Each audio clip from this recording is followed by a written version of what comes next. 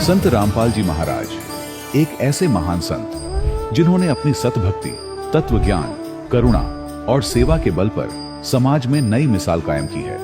संत रामपाल जी महाराज की अगुवाई में उनके सभी सतलोक आश्रमों से समाज कल्याण के अद्भुत कार्यों ने समाज को सुनहरे भविष्य की एक नई उम्मीद दिखाई है। संत रामपाल जी महाराज से नाम दीक्षा लेने के बाद लाखों लोगों की लाइलाज बीमारियां जैसे कैंसर, एड्स आदि ठीक हुई। संत जी के ज्ञान से प्रेरित होकर उनके अनुयायियों ने लाखों यूनिट रक्तदान किया। संत जी ने लाखों बहन बेटियों का दहेज मुक्त विवाह करवाया।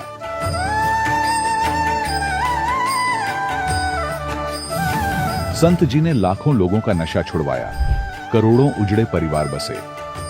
संत जी के आश्रमों में समागम के दौरान निःशुल्क नेत्र चिकित्सा, दंत चिकित्सा प्रदान की जाती है। संत रामपाल जी महाराज द्वारा समय समय पर पर्यावरण संरक्षण के उद्देश्य से बड़े स्तर पर वृक्षारोपण किया जाता है। संत जी ने जरूरतमंदों को तत्काल राहत पहुंचाने के लिए एम्बुलेंस सेवा शुरू की।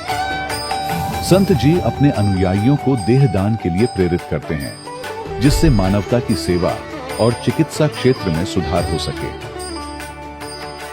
संत रामपाल जी महाराज के सभी आश्रमों में हर रोज निःशुल्क भंडारा आयोजित किया जाता है, जहां हर वर्ग, हर जाति और हर धर्म के लोग एक साथ बैठकर भोजन करते हैं।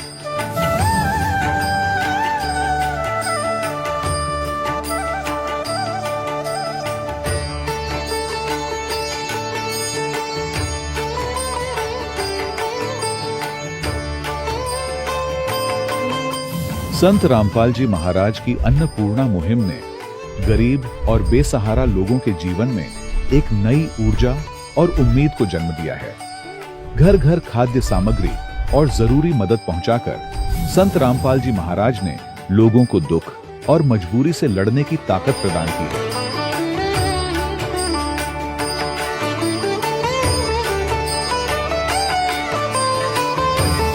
संत रामपाल जी महाराज द्वारा गरीब लोगों के लिए घर बनवाने का अद्भुत कार्य एक ऐसी मिसाल कायम कर रहा है जो सदियों सदियों संत जी की उदारता और दया भावना के तौर पर जाना जाएगा।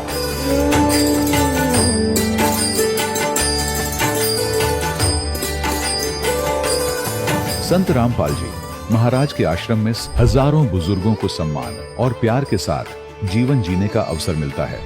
उनके खाने, रहने और स्वास्थ्य की पूरी जिम्मेदारी संत रामपाल जी महाराज उठाते हैं। अनाथ बच्चों के लिए संत रामपाल जी महाराज के सभी आश्रम किसी वरदान से कम नहीं। यहाँ उन्हें शिक्षा, संस्कार और भविष्य के लिए बेहतर अवसर प्रदान किए जाते हैं। चाहे बाढ़ हो, भूकंप या महामारी, संत रामपाल जी महाराज और उनके अनुयायी हमेशा ही जरूरतमंदों के लिए सबसे आगे खड़े रहते हैं। कोविड महामारी के दौरान संत रामपाल जी महाराज के आश्रमों से करोड़ों लोगों के लिए भोजन, दवाइयां और जीवन रक्षक सामग्रियां उपलब्ध कराई गई। चाहे गरीब की मदद हो या किसी शोषित और पीड़ित वर्ग के हक और सम्मान की लड़ाई, संत रामपाल जी महाराज ने हमेशा ही उनकी दबी आवाज को सरकारों तक पहुंचाया है और उन्हें उचित न्याय दिलवाने में अहम भूमिका अदा की है। समाज में आध्यात्मिक और सामाजिक मूल्यों के प्रति जागरूकता लाने में संत रामपाल जी महाराज हर कदम पर मानवता के सच्चे सेवक साबित हुए हैं। संत रामपाल जी महाराज का जीवन हमें सिखाता है कि सच्ची सेवा वही है जो निस्वार्थ भाव से की जाए। आइए हम भी इस महान सेवा के कार्य में इस महान संत से जुड़ें और संत रामपाल जी महाराज से नाम दीक्षा लेकर अपने जीवन को धन्य बनाएं।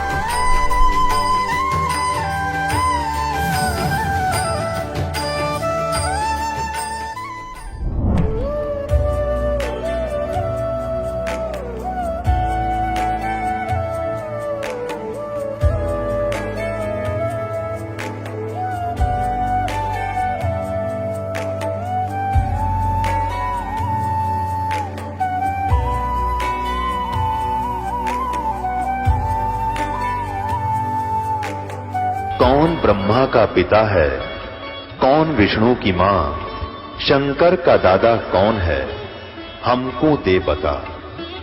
ये जानने के लिए कृपया सुनिए। जगत गुरु तत्वदर्शी संत रामपाल जी महाराज के अमृत वचन सर्व पवित्र धर्मों के पवित्र शास्त्रों के आधार पर। सत साहिब दर्शकों, जब कोई व्यक्ति अपने जीवन में सुख और शांति की तलाश में सभी देवी देवताओं की भक्ति करता है, व्रत उपवास और तमाम तरह की साधनाएं अपनाता है, और फिर भी उसे ना शारीरिक सुख मिलता है और ना ही मानसिक शांति, तब उसका भगवान के प्रति विश्वास डगमगाने लगता है और फिर वह अंदर ही अंदर खुद से यह सवाल करने लगता है कि क्या मेरी भक्ति सही है भी या नहीं।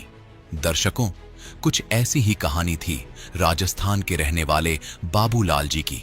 बाबूलाल जी ने अपने जीवन में बचपन से ही तमाम भक्ति साधनाएं अपनाई, मंदिरों में दर्शन किए, व्रत उपवास रखे, लेकिन हर बार मिला तो सिर्फ दुख और निराशा।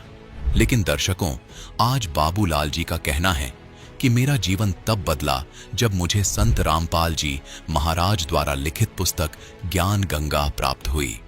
ज्ञान गंगा पुस्तक मेरे जीवन का वह टर्निंग पॉइंट साबित हुई जिसने मुझे भक्ति के सही शास्त्रानुकूल मार्ग की ओर मोड़ दिया। और जब मैंने संत रामपाल जी महाराज द्वारा बताए गए शास्त्रों के अनुसार भक्ति को अपनाया तो वह चमत्कार हुआ जिसकी मुझे बरसों से तलाश थी। मेरे जीवन के सारे दुख, कष्ट और बीमारियां जैसे छूमंतर हो गईं। तो दर्शकों, आखिर संत रामपाल जी महाराज ने ज्ञान गंगा पुस्तक में ऐसा क्या लिखा है कि जो भी इस पुस्तक को पढ़ता है वह उन्हीं का हो जाता है। आखिर इसके पीछे की सच्चाई क्या है? आइए सुनते हैं बाबूलाल जी की कहानी उन्हीं की जुबानी। सर नमस्कार। सर साहिब जी। सर क्या नाम है आपका? सर मेरा नाम बाबूलाल दास है। सर कहाँ से आए हैं? सर मैं राजस्थान से नवा नागौर से हूँ। क्या काम करते हैं आप? सर मैं महाराष्ट्र में टाइल का काम करता हूँ। संत रामपाल जी महाराज की शरण में आने से पहले आप क्या साधना करते थे?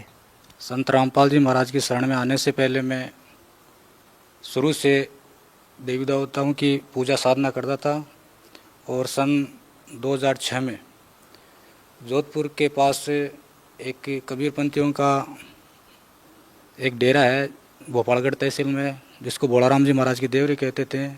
सन 2006 में वहाँ से नाम लिया था और उस नाम की साधना किया करता था। सन 2013 तक मैंने वो साधना की थी, लेकिन कोई लाभ नहीं हुआ था, और अनेक प्रकार की कई साधना करते थे, देवी देवताओं को भी जाते थे, सब कुछ करते थे उसमें। सर उन साधनाओं को करने से आपको क्या लाभ हुआ?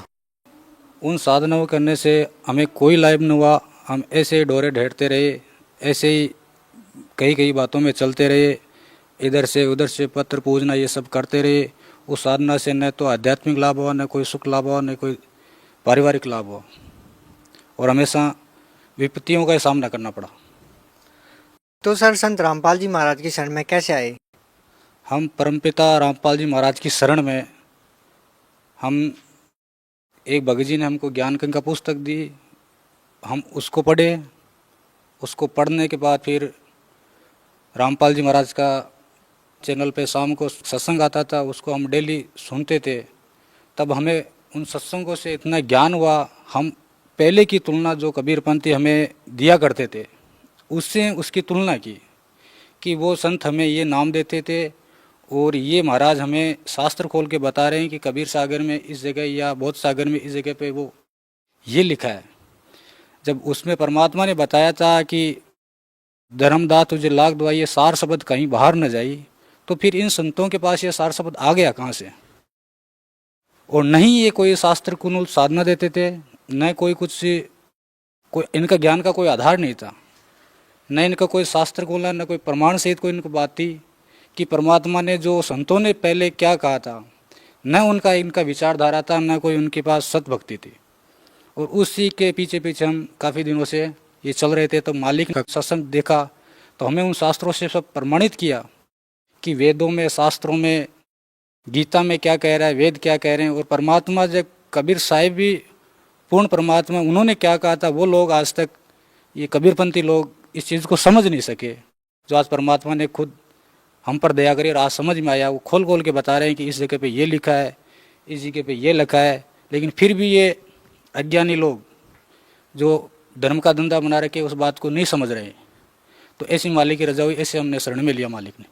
तो फिर सर संत रामपाल जी महाराज के शरण में जाने के बाद आपको क्या लाभ प्राप्त हुए? परम संत रामपाल जी महाराज की शरण में जाने के बाद हमको पहला लाभ आध्यात्मिक ज्ञान हुआ, हमें सत्साधना मिली, सत भक्ति मिली और सत मंत्र मिले जो प्रमाणित है, शास्त्रों में अनुसार प्रमाणित है, वो हमें संत रामपाल जी महाराज ने दिए। उसके अनुसार हमें साधना करें और हमें सुख शांति। आज एक बार मैं महाराष्ट्र में जहाँ मैं काम करता हूँ, पहले मैं इन देवी देवताओं के चक्कर में अगर मैं जो साधना करता था तो मेरी एक सबसे घटिया आदत थी कि महाराष्ट्र में कोई लॉटरी खेलते हैं ऐसा, तो मेरी वो आदत पड़ गई थी। तो वहाँ पे पैसा जाता आता कोई कुछ लाभ नहीं होता। तो मालिक से जैसे ही मैंने नाम लिया और मालिक ने जैसे ही सिर पे हाथ रखा तो मेरी वहाँ आज तक मेरा मन नहीं गया और मैंने वहाँ तक आज तक 3 साल हो गए पैर नहीं रखा वहाँ मैंने। संत रामपाल जी महाराज से नाम लेने के बाद फिर मैंने आज तक उन लॉटरी में मैंने एक कदम ही नहीं रखा। मालिक ने ऐसा दिमाग फेर दिया कि वहाँ पे जाने का मन ही नहीं करता, हमेशा सत भक्ति में ही मन करता है। और भगत जी तीसरा लाभ परमात्मा ने ये दिया कि पहले हम जैसे कर्जे में दबे रहते थे, आमदनी नहीं होती थी, सब दरवाजे बंद है, और मालिक के आने से आज सब दरवाजे खोल दिए परमात्मा ने। और जहाँ दास के पास एक ओडी ज़मीन नहीं थी, आज परमात्मा ने 2-2 प्लाट दरा रखे, सब मालिक की व्यवस्था सब कर सके, हर दर से दरवाजे खोल दिए मालिक ने। और एक बार की बात है, मेरे एक परमात्मा की दया से मैंने रिक्वेस्ट की थी मालिक, तो परमात्मा की दया से एक बच्ची का जन्म हुआ। तो वो बच्ची आज 1 साल की हुई है, 11 महीने की लगभग हुई है। तो वो एक बार मैं घर में सफाई कर रहा था, तो एक लकड़ी का एक दरवाज़ा है जहाँ हम बाहर निकलते हैं, जिसको बाड़ा बोलते हैं, उस दरवाजे के हम लकड़ी का मोटा पोड़ लगाते थे, ऐसा बहुत मोटा, उसको बंद करने के लिए। तो मैं जब वो बच्ची वहाँ उसके पास बाहर निकलना चाहिए, तो उस दरवाजे को ऐसे खोला तो वो इतना मोटा जो लकड़ा था वो यहाँ सिर पे गिर गया, जबकि वो अभी पैर चलना भी नहीं आता उसको। उस बच्ची को पैर चलना भी नहीं आता, वो इतना मोटा लकड़ा उसके बच्ची के सिर पे गिर गया और इतनी आवाज़ आई जैसे कि सिर के 2 भाग हो गए।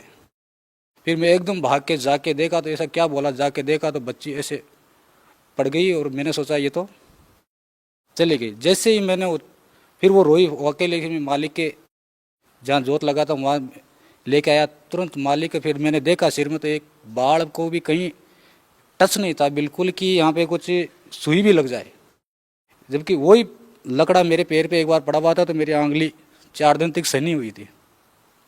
और उस बच्ची का जो छोटा सा सिर है, अभी सिर पक्का भी नहीं होगा उनका, एक बाल भी बांका नहीं हुआ उसका। मालिक ने उसको तुरंत हाथ में लेके बचा लिया, ऐसी मालिक की दया हुई। सर आप कैसे कह सकते हैं कि जो भक्ति साधना संत रामपाल जी महाराज देते हैं वो ही ठीक है, बाकी जो संत भक्ति साधनाएं देते हैं वो ठीक नहीं है? भगत समाज इसका निर्णय कैसे कर सकते हैं? जी सर, ये तो शास्त्रीय प्रमाण है इनका शास्त्रीय प्रमाण है कि जितने भी ये धर्मगुरु है अपने, उनके पास न वो लोकवेद है उनके पास, क्योंकि शास्त्रों में गीता में जितने भी धर्म शास्त्र है उनमें लिखा क्या है और वो बताते क्या हैं। और रामपाल जी महाराज आज सब ग्रंथ खोल के एक को रेट बताते हैं कि ये बात यहाँ पे लिखी है और ये बात ऐसी है और इस बात से ऐसा करने से ऐसा फायदा मिलता है। यही फर्क है कि परमात्मा सतगुरु रामपाल जी महाराज ही है और उन्होंने ये बता दिया है कि आज तक हम सब कुछ पढ़ लिए थे, हमें ये भी ज्ञान नहीं था कि परमात्मा कौन है। आज तक ऐसा कोई धर्मगुरु, ऐसा कोई वेद ज्ञानदाता कोई भी नहीं हुआ, ये नहीं बता सका कि परमात्मा कौन है। आज वही मालिक ने परमात्मा रामपाल जी महाराज ने बता दिया कि परमात्मा कौन है, वो परमात्मा कैसी लीला करता है, कहाँ रहता है, कैसे आता है, आज उन्होंने खोल खोल के सब ग्रंथों से प्रमाणित कर दिया है। फिर भी ये धर्मगुरु ऐसी बातों को नहीं मानते हैं, ऐसी इनकी सोच है। भगत समाज को क्या संदेश देना चाहते हैं? मैं भगत समाज को ये संदेश देना चाहता हूँ कि ये मनुष्य जन्म मिला है, हम न जाने कितनी बार जन्म गए, कितनी बार मर गए। आज हमें परमात्मा के विधान के अनुसार आज हमें इतनी बुद्धि दी, आज हमें ऐसा परमात्मा की दया हुई है, ऐसे सत्संग मिले, परमात्मा ऐसे संत मिले, आज हमें सब खोल के बता रहे हैं कि आप देखो, शास्त्र मेरी नहीं मानो, शास्त्रों में देख लो, उनके अनुसार साधना करो, पहचानो परमात्मा को कौन है कौन नहीं है, कहाँ है कैसा है, उनके अनुसार भक्ति करो और नाम दीक्षा लेकर उनका क्या नाम है कैसे मिलता है सब परमात्मा शास्त्रों में लिखा हुआ है। आज मालिक खोल खोल के बता रहे हैं, उनके शरण में आओ और उनको ज्ञान को ग्रहण करो और नाम दीक्षा लेके इस आवागमन से मुक्त हो। सर, जो लोग संत रामपाल जी महाराज से नाम दीक्षा लेना चाहते हैं वो संत रामपाल जी महाराज से दीक्षा कैसे ले सकते हैं? मैं भगत समाज से ये कहना चाहता हूँ कि अगर जो कोई संत रामपाल जी महाराज जी से नाम दीक्षा लेना चाहता है, ज्ञान समझना चाहता है, तो टीवी पे डेली सत्संग आता है वो सुने। और जैसे उनके एक पुस्तक सेवा है ज्ञान गंगा, वो आज हर जगह बढ़ रही है, उनको गहराई से पढ़े और उनका अन्य शास्त्रों से संतों की बातों से विचारों से मिलान करें और ये बात को सतोले कि वास्तव में ये सही है और ये गलत है। तो ऐसा करके सोच समझने के बाद वहाँ पे जहाँ सत्संग आते हैं टीवी पे, वहाँ पे उस पर एड्रेस नंबर दिए हुए हैं, तो आप उन नंबरों पे संपर्क करके वहाँ के आसपास के स्थल की जानकारी लेके नाम लेके कल्याण करवाएं। सर धन्यवाद। सत साहिब। दर्शकों, अभी आपने सुने संत रामपाल जी महाराज से दीक्षा प्राप्त करके सुखी हुए भक्त के अनुभव। अब देखिए जगत गुरु तत्वदर्शी संत रामपाल जी महाराज के मंगल प्रवचन। जग सारा रो गया रे, जिन सतगुरु वेद न जाण्या, जग सारा रो गया रे। भाई सच्चा सतगुरु कोई न पूजे, इन झूठों जगपतियासी।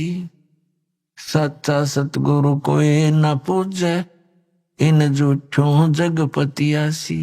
अंधे की वहां गई अंधे ने, ये मार्ग कौन बतासी, जग सारा रो गया रे। जिन सतगुरु वेद न जाण्या, जग सारा रो गया रे, जग सारा रो गया रे। जिन सतगुरु वेद न जाण्या, जग सारा रो गया रे। भाई सार शब्द सर जीवन बुट्टी, गैसे गैसे अंग लगावे। सार शब्द सर जीवन बुट्टी, गैसे गैसे अंग लगावे। कहे कबीर तुम सत कर मानो, ये जन्म मरण मिट जावे, जग सारा रो गया रे। जिन सतगुरु वेद न जाण्या, जग सारा रो गया रे, जग सारा रो गया रे। जिन सतगुरु वेद न जाण्या, जग सारा रो गया रे। सार शब्द सर जीवन बूटी, गैसे गैसे अंग लगावे। सार शब्द सर जीवन बूटी, गैसे गैसे अंग लगावे। कहे कबीर तुम सत कर मानो, ये जन्म मरण मिट जावे, जग सारा रो गया रे। जिन सतगुरु वेद न जाण्या, जग सारा रो गया रे।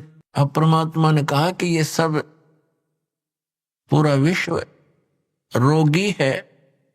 कौन से रोग से रोगी है, ग्रस्त है? ये जन्म और मृत्यु के रोग से। और जब तक जन्म और मृत्यु का ये रोग नाश नहीं होगा, तब तक आत्मा स्वस्थ नहीं हो सकती, तब तक परम शांति नहीं हो सकती। तो पुण्यात्मा परमात्मा के पाने के लिए हमें एक विशेष विवेक की आवश्यकता पड़ेगी। उसके अंदर हमें सबसे पहले कौन सी वस्तु को आधार मानना पड़ेगा?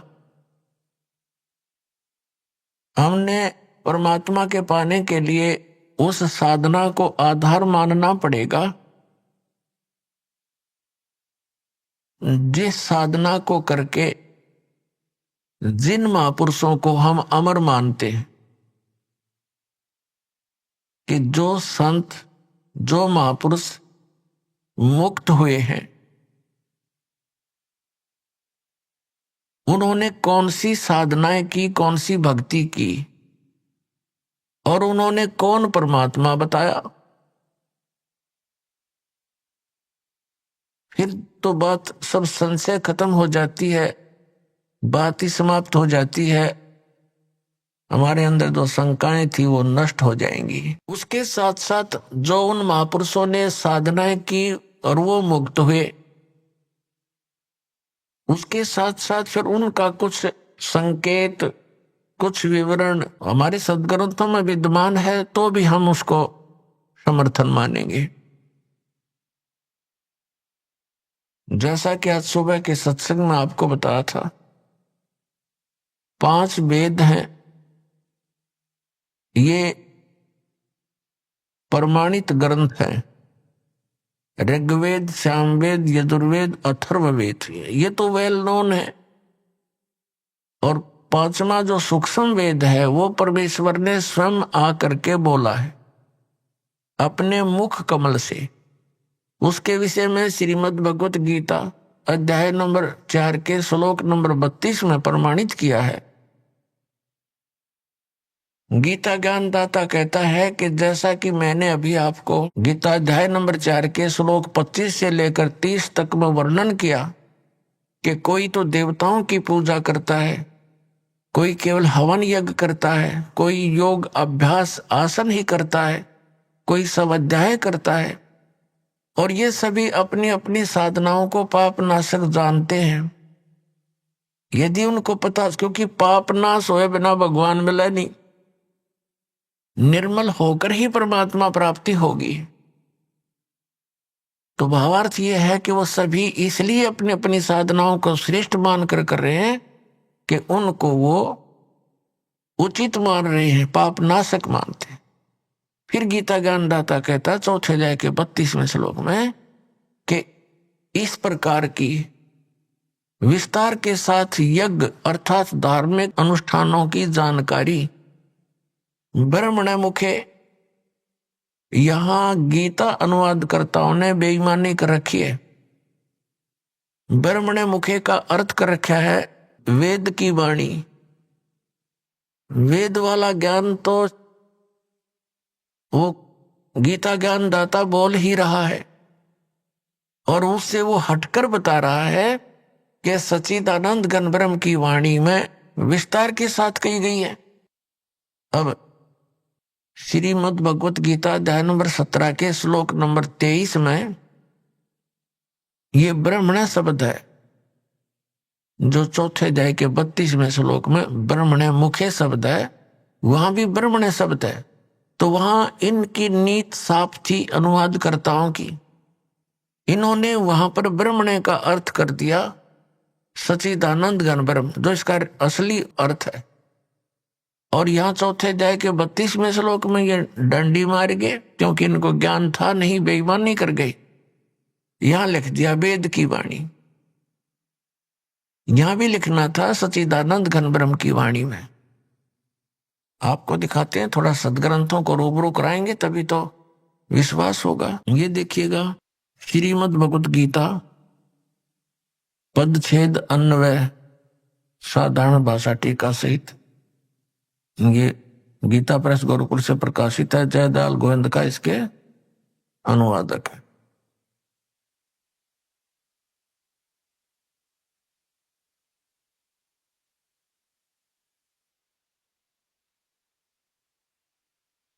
ये अध्याय नंबर 4 है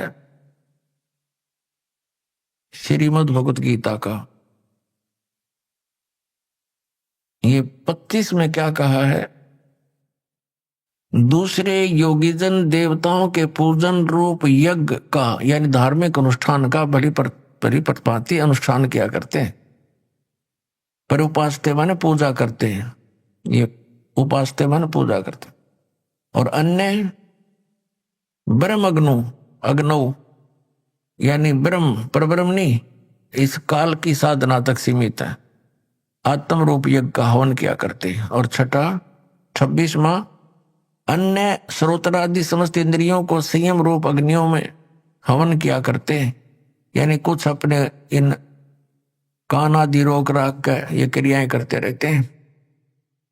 दूसरे योगीजन शब्द आदि शब्द स्पर्श रूप रसगंध इन समस्त विषयों को इंद्रिय रूप अग्नि में हवन किया करते हैं, यानी अपने संयम साधना में लगे रहते हैं। दूसरे योगीजन इंद्रियों की संपूर्ण क्रियाओं को और प्राणों की समस्त क्रियाओं को, श्वासों की, प्राण माने श्वासों की, ज्ञान से प्रकाशित आत्म संयम रूप योग रूप अग्नि में हवन किया करते हैं। हवन माने साधना करते हैं।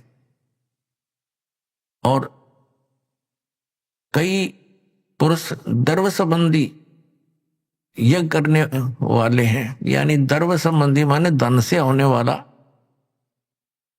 जैसे कोई भंडारा कर दिया कि तक कंबल बांट दिए, और कहीं कोई धर्मशाला बनवा दी, कोई मंदिर बनवा दिया, इस तरह कि तो भंडारे कर दिए। इस तरह कहते हैं कुछ एक इस प्रकार की साधना करके संतुष्ट है कि हमने बहुत कुछ कर लिया। द्रव्य संबंधी यज्ञ, द्रव्य माने धन से होने वाली करने वाले कितने ही तपस्या रूप यज्ञ करते हैं, कई तपस्या ही करते हैं, अनुष्ठान करते तपस्याओं का।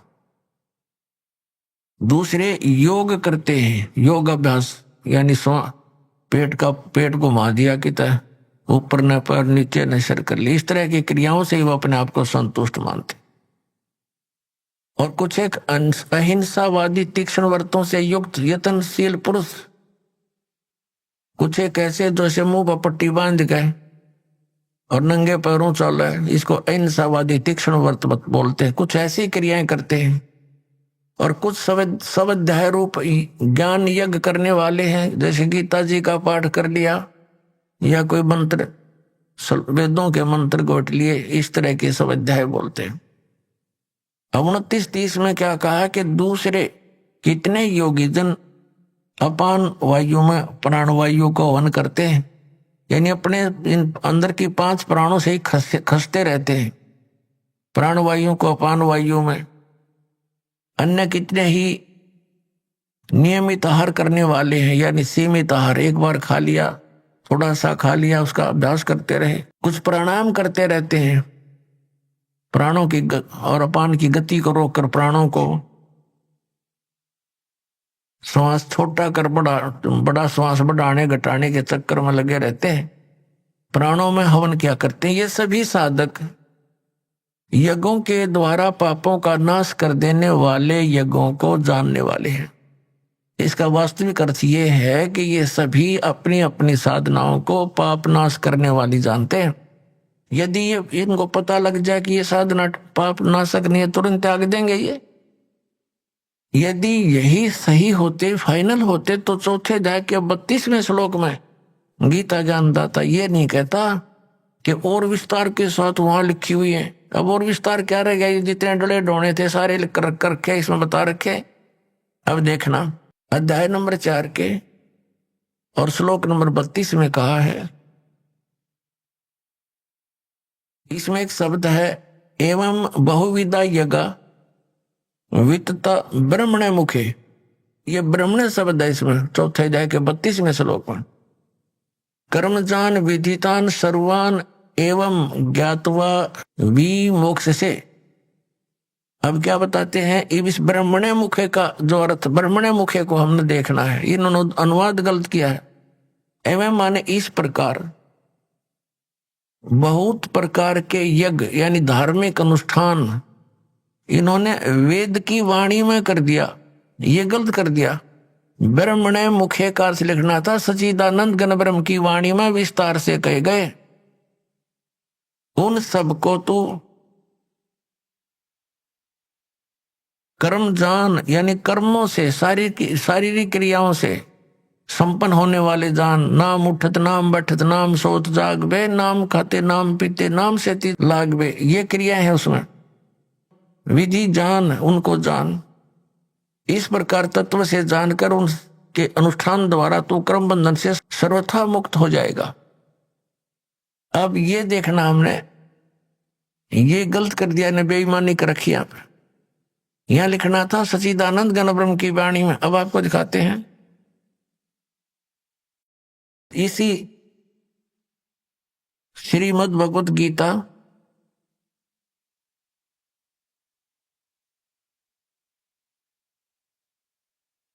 अध्याय नंबर 17 के श्लोक नंबर 23 में।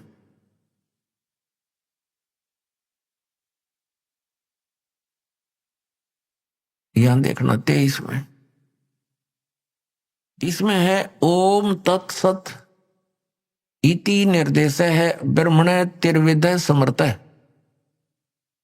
ब्राह्मणा तेन वेदा च यगा च विहिता पुरा।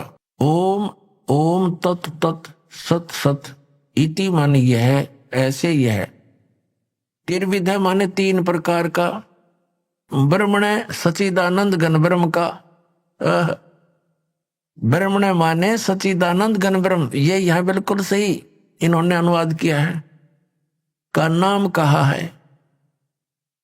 अपने आत्मा इस गीता जी अध्याय नंबर 17 के श्लोक नंबर 23 में एक तो ये कंसेप्ट क्लियर हो गया कि गीता ज्ञान दाता से एक सच्चिदानंद घन ब्रह्म कोई और है, सुप्रीम पावर, समृद्ध शक्ति, और उसका मंत्र है ओम तत्सत। ये 3 मंत्र का है। तो एक तो हमारी पवित्र गीता से हमें यह मिलेगा कि कौन सी साधना करने की है, वो कौन से मंत्र हैं जो जाप करके मोक्ष प्राप्ति होती है, और दूसरे फिर हम प्रमाण लेंगे उन महापुरुषों से जिनको हम मुक्त मानते हैं, और जिनका ये अन्य संत पंथ उन महापुरुषों के भी प्रमाण देते हैं कि वो पार हो गए, वो महापुरुषों की वाणी भी लेते हैं, तो उन्होंने भी कौन से मंत्र जाप किए, फिर ये सब रास्ता साफ हो जाएगा, शंका समाप्त हो जाएगी। शंका समाप्त हुई, भगवान मिला, फिर तो क्रिया करनी शेष रह जाएगी, और वो क्रिया इतनी आसान है, चलते फिरते उठते बैठते भगवान का कभी कितना ही भजन कर लो, काम करते करते, और अंतिम सांस तक साधना करनी है, भगवान साथ लेकर जाएगा आपको सतलोक में। अब देखो, अब हम फिर आगे अध्याय नंबर 4 के श्लोक नंबर 32 पे,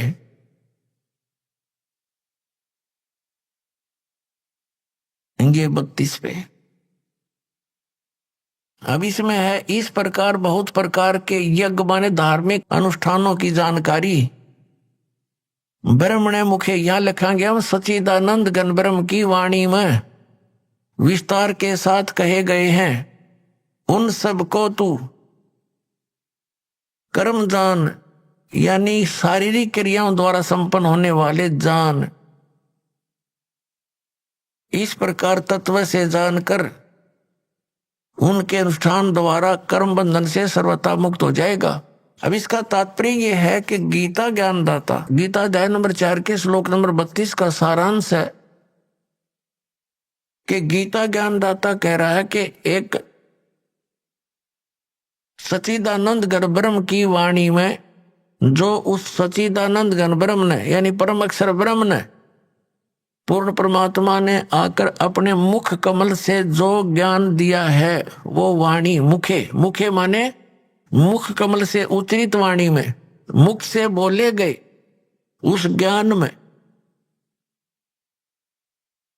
वो विस्तार के साथ कहा गया, और उसको जानने के बाद फिर पूर्ण रूप से सभी प्रकार से तो सब कर्मों से मुक्त हो जाएगा। अपनात्मा ये तत्व ज्ञान है जो सच्चिदानंद घन ब्रह्म की वाणी है, ये सूक्ष्म वेद है, 5वां वेद है,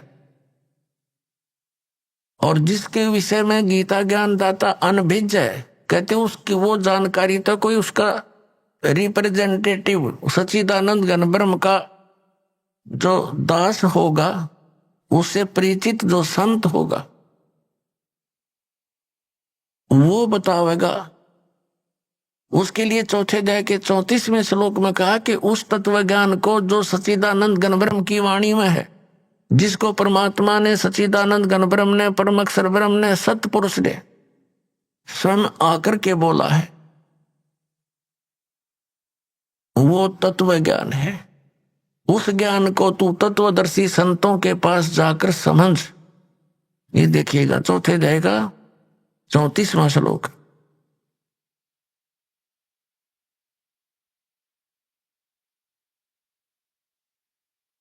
ये 34वां श्लोक। उस ज्ञान को जो सच्चिदानंद घन ब्रह्म ने स्वयं आकर के बोला है, उस ज्ञान को, उस तत्व ज्ञान को तू तत्वदर्शी ज्ञानियों के पास जाकर समझ।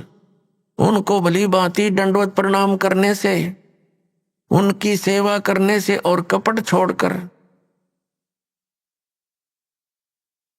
सरलता पूर्वक प्रसन्न करने से वे परमात्म तत्व को भली भांति जानने वाले ज्ञानी महात्मा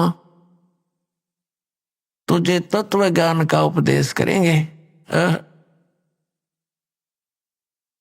अपने आत्माओं कितना कंसेप्ट क्लियर कर दिया।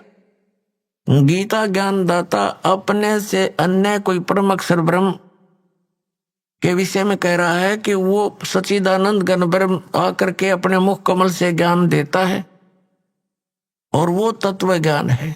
उस तत्व ज्ञान को तू तत्वदर्शी संतों के पास समझ, जाकर समझ।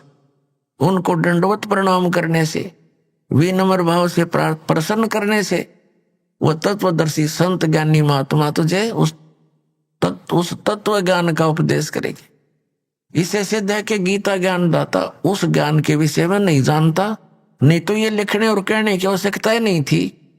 ये कह देता कि अगले अध्याय में लिखता हूं, उसमें पढ़ ले, इतनी सी बात थी। ये नहीं जानता। इसने उस ज्ञान को, 5वें वेद को नष्ट कर दिया था और उसको प्रदान करने के लिए परमात्मा स्वयं आते हैं। अपने आत्माओं यहां एक कंसेप्ट और क्लियर करेंगे। गीता ज्ञान दाता कहता है, अब उसकी पहचान भी बताता है कि वो तत्वदर्शी संत होगा कैसा। श्रीमद् भगवत गीता अध्याय नंबर 15 के श्लोक नंबर 1 में तत्वदर्शी संत की पहचान बताई है। क्या बताया है कि ये एक संसार रूपी उल्टा लटका हुआ वृक्ष समझो, पूरा विश्व सब ब्रह्मांडों समेत, और जिसकी ऊपर को जड़ है, नीचे को तीनों गुण रूपी शाखा है। श्रीमद् भगवत गीता अध्याय नंबर 15 के श्लोक नंबर 1 से लेकर 4 में ये स्पष्ट किया है। इस उल्टे लटके हुए संसार रूपी वृक्ष की जानकारी दी है। अब आपको ये उल्टा लटका हुआ संसार रूपी वृक्ष दिखाते हैं, फिर आसानी से जो दास सब सदग्रंथों से रूबरू करने जा रहा है, आपको आसानी से समझ जाएंगे। देखिएगा, ये समझो एक संसार रूपी वृक्ष है पूरा। ऊर्ध्व मूलम अधः शाखम। देखिए श्रीमद् भगवत गीता अध्याय नंबर 15 का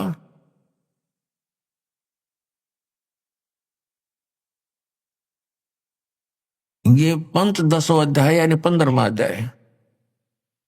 15वां अध्याय है, ये इसका प्रथम श्लोक है। इसमें कहा कि ऊर्ध्व मूलम अधः शाखम अश्वत्थम प्राहु अवम छंदासी यस्य पर्णानि ये तम वेद स वेदवित्।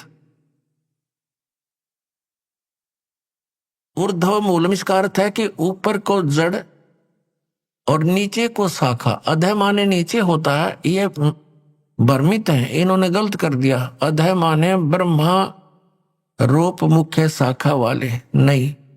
ये 15वें अध्याय के दूसरे श्लोक में 2 बार अधः है, अधः अधः। इसका अनुवाद इन्होंने इसके अगले पृष्ठ पर किया है। अधः माने नीचे, अधः माने नीचे, अधः माने नीचे, ऊर्ध्व माने ऊपर, अधः माने नीचे, अधः माने नीचे। तो हम यहाँ इसको शुद्ध कर लेंगे। इन्होंने गड़बड़ कर दी थोड़ी सी, ये बेईमानी करके जैन के समझ में ना आई।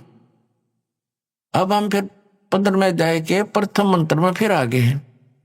ऊर्ध्व मूलम, ऊपर को जड़ वाला, और ऊपर को जड़, और अधः शाखम, नीचे को शाखा वाला, अश्वत्थम पराहो अव्यम, ये संसार रूपी पीपल का अविनाशी वृक्ष कहा है।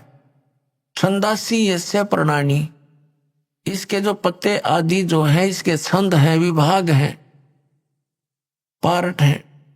यह तम वेद, उन सभी भागों को जो जानता है, तम उन उस अज्ञान अंधकार में छपे हुए उन सब विभागों को जानता है। स वेदविद, वह वेद के तात्पर्य को जानने वाला है, अर्थात वो तत्वदर्शी संत है। ये देखिएगा, आदि पुरुष परमेश्वर रूप मूल वाले, ये भाव कहने का ये है कि ऊपर को जो जड़ है ये वाली, ये ऊपर को जो जड़ है, ये तो समझो ऊर्ध्व मूलम तो है आदि पुरुष परमेश्वर यानी परम अक्षर ब्रह्म, ये तो है वो सच्चिदानंद घर ब्रह्म, समझो ये जड़े तो। और ये तना अक्षर पुरुष, ये परम अक्षर पुरुष, ये तना अक्षर पुरुष।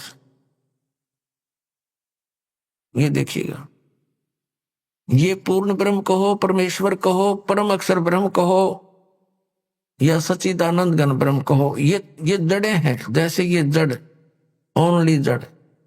और फिर इसके बाहर जो जमीन से बाहर दिखाई देता है, इसको पेड़ बोलते हैं। गीता ज्ञान दाता ने केवल इतना ही कहा कि ऊर्ध्व मूलम, ऊपर को जड़ और नीचे को शाखा वाला, ये संसार रूपी पीपल का वृक्ष कहा है। और जो संत इसके सभी छंद यानी विभागों को जानता है, स वेदविद, वो तत्वदर्शी संत है। तो परमेश्वर कबीर जी ने 600 वर्ष पहले आकर कहा था, तत्वदर्शी संत की भूमिका बताई थी अपने सच्चिदानंद घन ब्रह्म की वाणी में, अपने मुख कमल से बोलकर। वो ऐसी ही लीला करता है, वेद भी प्रमाण देते हैं। 600 वर्ष पहले लगभग परमात्मा ने बताया था कि अक्षर पुरुष एक पेड़ है जो जमीन से बाहर दिखाई देता, उसको वृक्ष बोलते। अक्षर पुरुष एक वृक्ष है, और सर पुरुष वा की डार, जिसको निरंजन भी कहा, ज्योति निरंजन। और तीनों देवा, रजगुण ब्रह्मा, सतगुण विष्णु, तम गुण शिव जी, तीनों देवा शाखा हैं और पात रूप संसार। अब गीता ज्ञानदाता कहता है कि जो इस संसार रूपी वृक्ष के, जो ऊपर को जड़ नीचे को शाखा वाला उल्टा लटका संसार रूपी वृक्ष है, जो इसके सभी छंद यानी सभी विभागों को बता देगा, वो तत्वदर्शी संत है, वो वेद के तात्पर्य को जानने वाला है। अब देखिएगा, कबीर अक्षर पुरुष एक पेड़ है, निरंजन वा की डार, इसको सर पुरुष भी कहते हैं, ज्योति निरंजन को। और तीनों देवा, रजगुण ब्रह्मा, सतगुण विष्णु, तम गुण शिव जी रूपी शाखा है, ये पात रूप संसार। ये देखिएगा, ये क्योंकि ये जमीन से, ये प्रोक्ष है, पूर्ण परमात्मा तो गुप्त है। जमीन में जैसे जड़ प्रोक्ष होती है। अब ये तना, ये अक्षर पुरुष है, अक्षर पुरुष एक पेड़ है, और सर पुरुष वा की डार, ये मोटी डार। सर पुरुष कहो, ज्योति निरंजन कहो, काल ब्रह्म कहो। और तीनों देवा, रजगुण ब्रह्मा, सतगुण विष्णु, तम गुण शिव जी, ये शाखा है। और पात रूप संसार। तो सच्चिदानंद घन ब्रह्म की वाणी में ये कंप्लीट ज्ञान लिखा हुआ है। गीता जी के अध्याय नंबर 4 के श्लोक नंबर 32 का ये निष्कर्ष है कि उस सच्चिदानंद घन ब्रह्म की वाणी में सब साधना यानी धार्मिक अनुष्ठानों की जानकारी बहुत विस्तार के साथ और यथार्थता से दे रखी है। उससे पूछो। और तत्वदर्शी संत की पहचान बता दी कि वो तत्वदर्शी संत बताएंगे तो कैसा होगा, वो जो संसार रूपी वृक्ष के सभी विभागों को बता देगा। स वेदविद, वह वेद के तात्पर्य को जानने वाला है, अर्थात वो तत्वदर्शी संत है। देखना, अब 5वें में हम पढ़ रहे हैं, इन्हीं की वाणी पढ़ेंगे। आदि पुरुष परमेश्वर मूल वाले, अधः शाखम, नीचे को शाखा, ये गलत अनुवाद किया है, बेईमानी कर रखी है। और संसार रूपी पीपल के वृक्ष को अविनाशी कहते हैं। वेद जिसके पत्ते कहे गए, संतों का अर्थ वेद कर दिया। और उस संसार रूप वृक्ष को जो पुरुष मूल सहित जड़ से लेकर और पत्तों तक, ये समझो, मूल सहित तत्व से जानता है, स वेदवित, वह वेद के तात्पर्य को जानने वाला है। वो तत्वदर्शी संत है, वो वास्तव में ज्ञानी तत्वदर्शी संत। अब इसको थोड़ा सा और आगे पढ़ेंगे। जैसे इस पुस्तक में आगे देखिए, अध्याय नंबर 15 के श्लोक नंबर, अब एक हमने पढ़ लिया, दूसरा देखो। इसमें लिखा है कि उस संसार रूपी वृक्ष की तीनों गुण रूप ये शाखाएं हैं। विषय पर वाला ये नहीं, ये शाखाएं हैं, बस इतना ही लिखना था। नीचे और ऊपर फैली हुई है, सर्वत्र नहीं, क्योंकि पृथ्वी लोक पर यह ज्ञान बोला जा रहा था और श्री रजगुण ब्रह्मा, श्री सतगुण विष्णु, श्री तमगुण शिव जी की जो पहुंच है, रीच है, प्रभुता है उनकी, वो केवल इन 3 लोकों पर है। पृथ्वी लोक, नीचे एक पाताल लोक और ऊपर स्वर्ग लोक। इन 3 लोकों पर इनकी प्रभुता है, यहां तक इनकी पहुंच है। ये एक विभाग के मंत्री हैं। और पृथ्वी लोक पर यूं बोला जा रहा है क्या ना, ऊपर और नीचे, यानी स्वर्ग और नीचे पाताल तक इनकी क्षमता है, रजगुण ब्रह्मा, सतगुण विष्णु, तमगुण शिव जी की। देखना, अब हम ये दूसरा पढ़ रहे हैं, श्रीमद् भगवत गीता अध्याय नंबर 15 का हम श्लोक नंबर अब दूसरा पढ़ रहे हैं। उस संसार वृक्ष की तीनों गुण रूप शाखा, यह है अधः च ऊर्ध्वम प्रसृता तस्य शाखा गुण प्रवर्धा। अब यहां तीनों गुण रूप जल से बढ़ी हुई शाखाएं नहीं है, यह है विषय पर वाला शाखा, विषय विकारों की शाखाएं हैं, ऐसा समझो, इन्हें गलत कर रखा है। नीचे और ऊपर, सर्वत्र नहीं, नीचे और ऊपर फैली हुई है। और मनुष्य लोक में, यहां पृथ्वी लोक पर कर्मों के अनुसार बांधने वाली, यानी कर्मों के आधार पर ये हमें सुनियोजित रखने वाली भी मुख्य कारण है। मूलानी माने जड़ है, ये मुख्य कारण है। नीचे और ऊपर, सभी लोकों में नहीं, केवल नीचे ऊपर फैली हुई है। अभी आपने सुने संत रामपाल जी महाराज के मंगल प्रवचन। आइए अब सुनते हैं संत रामपाल जी महाराज से नाम दीक्षा लेकर सतभक्ति करके अद्भुत लाभ प्राप्त करने वाले अनुयायी के विचार। दर्शकों, अक्सर ऐसा होता है कि जब कोई व्यक्ति सुख और शांति की तलाश में पूरे समर्पण से भक्ति करता हो और फिर भी जब उसे जीवन में बीमारियां और परेशानियां मिले तो उसका भगवान के प्रति विश्वास डगमगाना स्वाभाविक हो जाता है। दर्शकों, ऐसी ही कहानी थी दिल्ली के रहने वाले बाबूराम जी की। बाबूराम जी ने अपने जीवन में अनेकों प्रकार की भक्ति साधनाएं अपनाई, लेकिन इसके बावजूद भी इन्हें किसी भी प्रकार की ना तो मानसिक शांति मिली और ना ही शारीरिक सुख प्राप्त हुआ। लेकिन दर्शकों, आज बाबूराम जी का कहना है कि जब से मैंने संत रामपाल जी महाराज की शरण ग्रहण की है, तब से मेरे अंधकार भरे जीवन में उजाला आ गया है। आखिर क्यों बाबूराम जी जैसे लाखों श्रद्धालु अपने धर्म में प्रचलित भक्ति साधनाओं को छोड़कर संत रामपाल जी महाराज द्वारा दी गई भक्ति साधना को अपना रहे हैं? आखिर इसके पीछे की सच्चाई क्या है? आइए सुनते हैं बाबूराम जी की कहानी उन्हीं की जुबानी। सर नमस्कार। नमस्कार सर। सर क्या शुभ नाम है आपका? मेरा नाम बाबूराम दास है। बाबूराम दास जी, कहाँ से आए आप? मैं ये दिल्ली से, संगम बिहार से। सर क्या काम करते हैं आप? अपना छोटा मोटा काम है, गाड़ी चलाते हैं और दुकान है। सर संत रामपाल जी महाराज से कब से जुड़े आप? सर मैं 2013 से जुड़ा हुआ हूँ और बस परमात्मा की शरण में आने के बाद सभी कष्ट दूर हो गए हैं। सर संत रामपाल जी महाराज की शरण में आने से पहले आप क्या भक्ति साधनाएं करते थे? संत रामपाल जी महाराज की शरण में आने से पहले सभी भक्ति करते थे। मंगलवार को बजरंगबली का व्रत रखना, सोमवार को भोले शंकर जी का व्रत रखना, इनकी सुबह शाम आरती करना, भक्ति करना, पूजा करना, जोत जलाना, हर तरह की भक्ति करते थे जिससे भगवान खुश रहें, हमें लाभ वगैरह दें। पर इस भक्ति में वो लाभ नहीं है जो संत रामपाल जी महाराज की भक्ति में लाभ है। सर उन पूजा को करने से आपको क्या लाभ मिले? सर लाभ तो कुछ नहीं है, बस जीवन कट रहा था, मुक्ति मार्ग नहीं था कोई भी। लेकिन संत रामपाल जी महाराज ने जो भक्ति दिखाई है, जो इनकी पूजा में भक्ति है, वो उस भक्ति में भक्ति नहीं है। सर संत रामपाल जी महाराज की शरण में कैसे आए आप?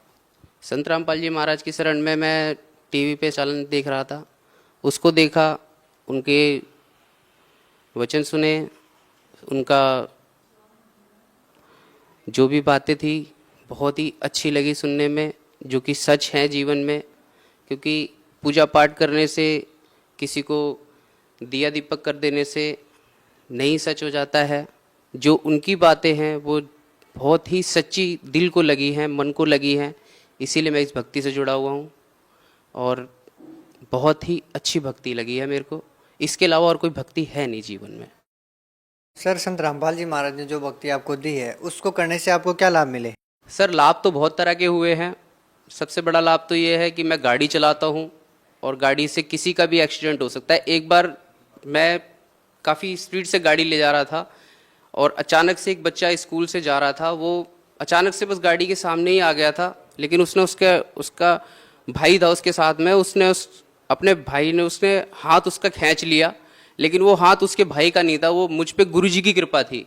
क्योंकि हम गुरुजी की शरण में हैं, वो हमें हर मुसीबतों से, हर परेशानी से दूर रखते हैं।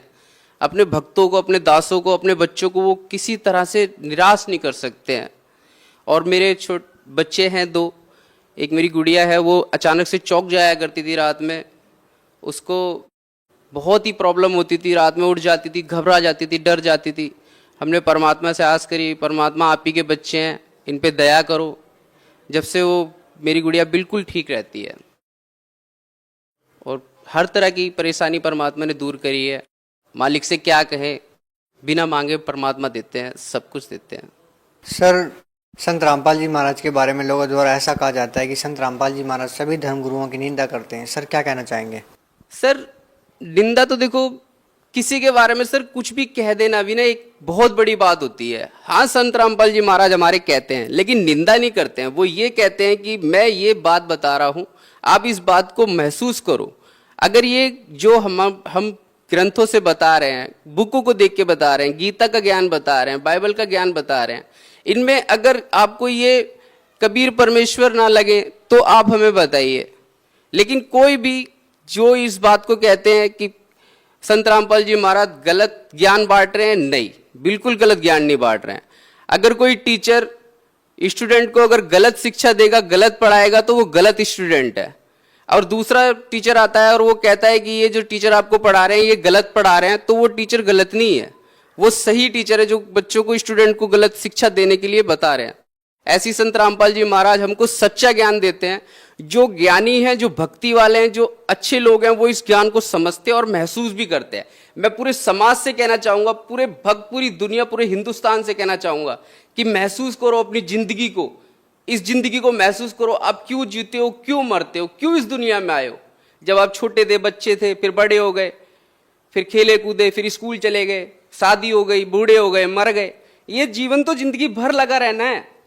लेकिन इस जीवन का आने का फायदा क्या हुआ है? इस जीवन में आपने करा क्या है? वही सदियों से होता हुआ आया है, बस आए और चले गए। ऐसे तो राजा महाराजा पता नहीं कितने चले गए। रावण ने इतने बुरे बुरे कर्म करे, वो मर गया है। दुनिया के राजा महाराजा पता नहीं कितने लोग चले गए, आगे चले गए। लेकिन इस जिंदगी का मेन मकसद, हमारा जीवन की सच्चाई कबीर परमेश्वर की भक्ति है और संत रामपाल जी के बिना उपदेश लिए वो नहीं हो सकती है। और इस उपदेश को लेने के लिए संत रामपाल जी महाराज की शरण में आना पड़ेगा और इस ज्ञान को पाना पड़ेगा। और कुछ हमारे नियम कानून होते हैं, उन्हें बस भक्ति से आपने मानते रहो। आप परमात्मा की शरण में रहोगे। अगर आप खाई से भी गिर जाओगे ना, परमात्मा आपको ऐसे हाथ में लेके उठा देंगे। ये हम भक्त समाज जानता है, जो इस भक्ति को महसूस करता है। मैं इस पूरी दुनिया को कहना चाहूंगा कि हर किसी का कोई ना कोई भगवान है। अल्लाह है, गॉड है, राम है, रहीम है, सब कुछ है, लेकिन है सब एक ही परमात्मा की शरण में। जुड़ो मत, आप हमारा प्रोग्राम देखो, गुरुजी की 2-4 बातें सुनो, समझो उन्हें कि गुरुजी क्या कह रहे हैं, क्यों कह रहे हैं, किस लिए कह रहे हैं। किसी के बारे में सर किसी से कुछ कह देना भी ना बहुत बड़ी बात होती है।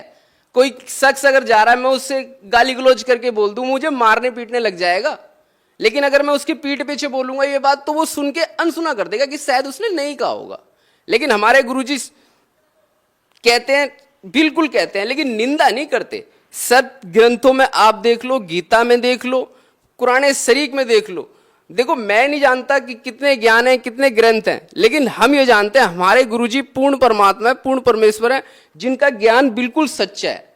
और वो जो ज्ञान दे रहे हैं ना, वो उन बुकों का एक मिश्रण बना रखा है, यानी कि इन ग्रंथों में भैया बोला जो गया है ना, ये इसको किसी और नाम से पुकार रहे हैं, ये किसी और नाम से पुकार रहे हैं, पर मतलब सिर्फ एक ही है, पूर्ण परमात्मा, पूर्ण परमेश्वर की भक्ति करो, उनकी ही रजा रखो। सर, हिंदुस्तान में हजारों धर्मगुरु हैं, सभी भिन्न भिन्न प्रकार की साधनाएं देते हैं, उनके लाखों फॉलोअर्स भी हैं, फिर भी आप उन सबको छोड़कर संत रामपाल जी महाराज की शरण में क्यों गए? सर देखिए, इस दुनिया में हर इंसान सिर्फ लाभ चाहता है, लाभ, बेनिफिट, जीरो कॉस्ट। हमारे संत रामपाल जी महाराज हमको ऐसी भक्ति देते हैं, बेटा आप सिर्फ एक परमात्मा की जोत जलाओ, गुरु जी को प्रणाम करो, उनके श्री चरणों में अपना शीश नमन करो, और बस जो आपको मंत्र दिए गए हैं आप उनका गुणगान करो, आपका हर परेशानी आपके मालिक दूर करेंगे। हर आदमी यही चाहता है मेरे बीवी बच्चे खुश रहें, मेरा कारोबार चलता रहे, और इस जीवन में आदमी को क्या चाहिए? इस जिंदगी में बस यही चाहिए, मेरे बीवी बच्चे ठीक ठाक रहे, मैं ठीक ठाक रहूं। अब आदमी दारू पी लेगा, सिगरेट पिएगा, तो इसमें कहां से ठीक रह पाएगा? हमारे गुरुजी कहते हैं बेटा दारू मत पियो, तुम्हारे लीवर खराब हो जाएंगे, सिगरेट मत पियो बेटा, है तुम खराब हो जाओगे, जल्दी मर जाओगे, है, और ऐसे काम करोगे तो फिर वहां नहीं जा पाओगे जहां मैं तुम्हें ले जाना चाहता हूं।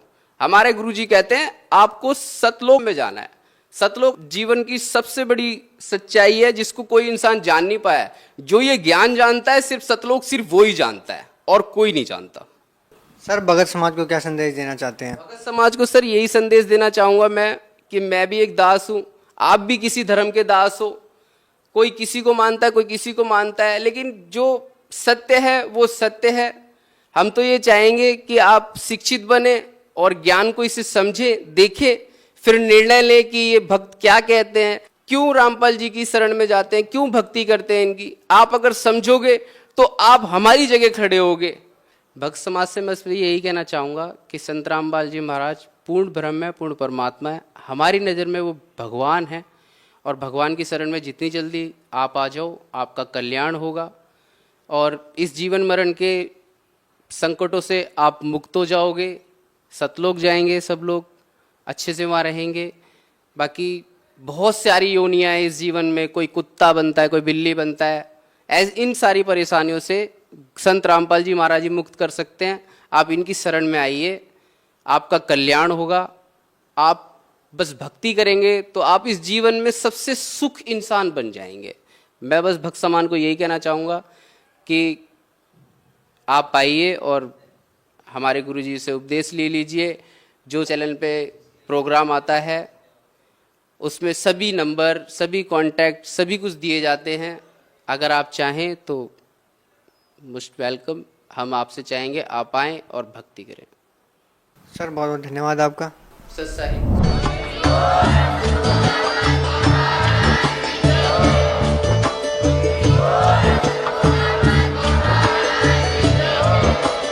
आप सुन रहे थे जगत गुरु तत्वदर्शी संत रामपाल जी महाराज जी के मंगल प्रवचन। अधिक जानकारी के लिए विजिट कीजिए हमारी वेबसाइट www.jagatgururampalji.org। संत रामपाल जी महाराज जी के शुभ आशीर्वाद से पूरे विश्व भर में 500 से भी ज्यादा नाम दीक्षा केंद्र हैं, जिन पर संत रामपाल जी महाराज जी द्वारा ऑनलाइन निशुल्क नाम दीक्षा दी जा रही है। अपने नजदीकी नाम दीक्षा केंद्र का पता करने के लिए संपर्क करें 8222880541।